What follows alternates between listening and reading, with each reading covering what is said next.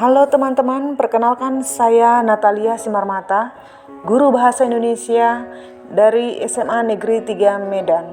Saya akan berbagi praktik baik tentang pembelajaran teks cerpen dengan cara berdiferensiasi.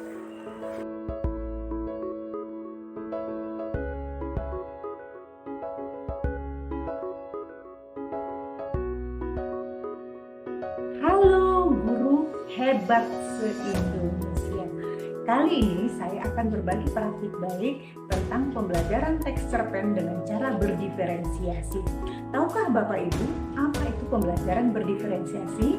Pembelajaran berdiferensiasi adalah pembelajaran yang berusaha memenuhi kebutuhan murid. Hal ini identik dengan kurikulum merdeka, yaitu berpihak kepada murid.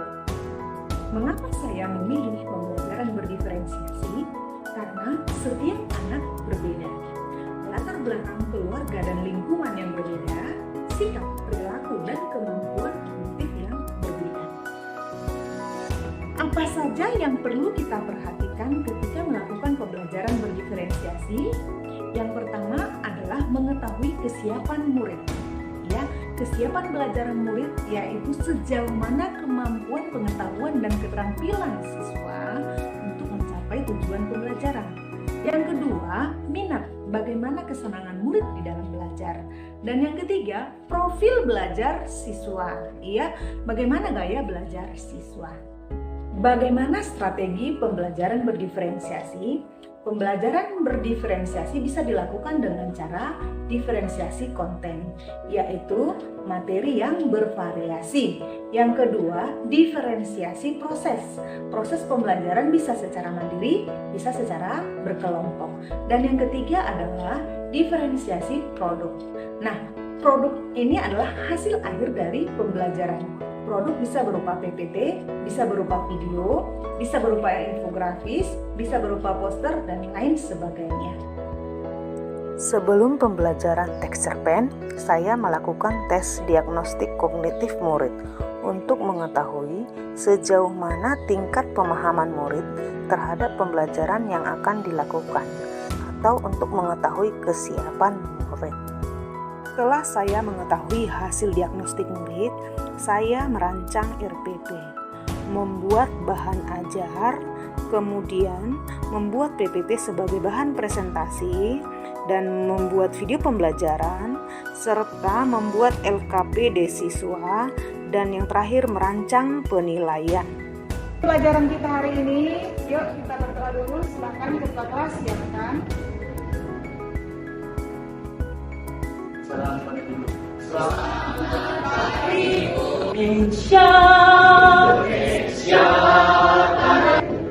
Anjali, Bilhas, silakan pejamkan mata atau arahkan pandangan ke depan.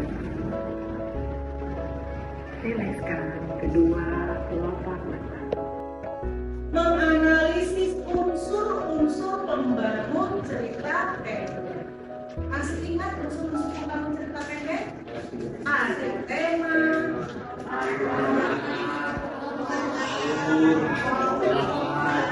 iya, dan lain-lain. Sudah kamu belajar di SMP? Sudah. Berarti sekarang hanya untuk pendalaman. Tujuan pembelajarannya, kamu tahu menganalisis unsur-unsur pembangun cerita pendek.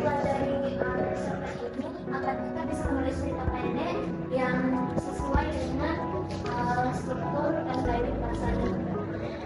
Iya, agar kita bisa menulis amanat yang disampaikan. Di dalam cerpen itu ada amanat-amanat, nilai-nilai kebaikan yang bisa kamu terapkan di dalam kehidupanmu sehari-hari. Ingat, di dalam setiap cerita yang baik selalu jadi kemenangan.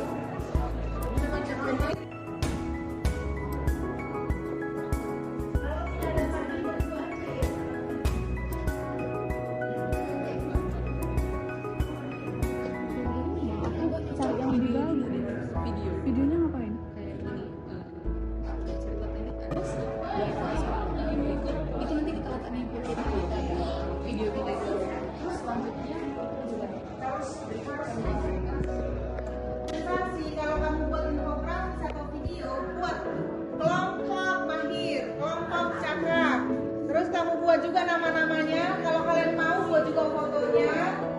Apa tugasnya? Jelaskan dulu, baru analisis. Kami dari kelompok 1 akan mempresentasikan hasil diskusi kami mengenai analisis unsur pembangun cerita.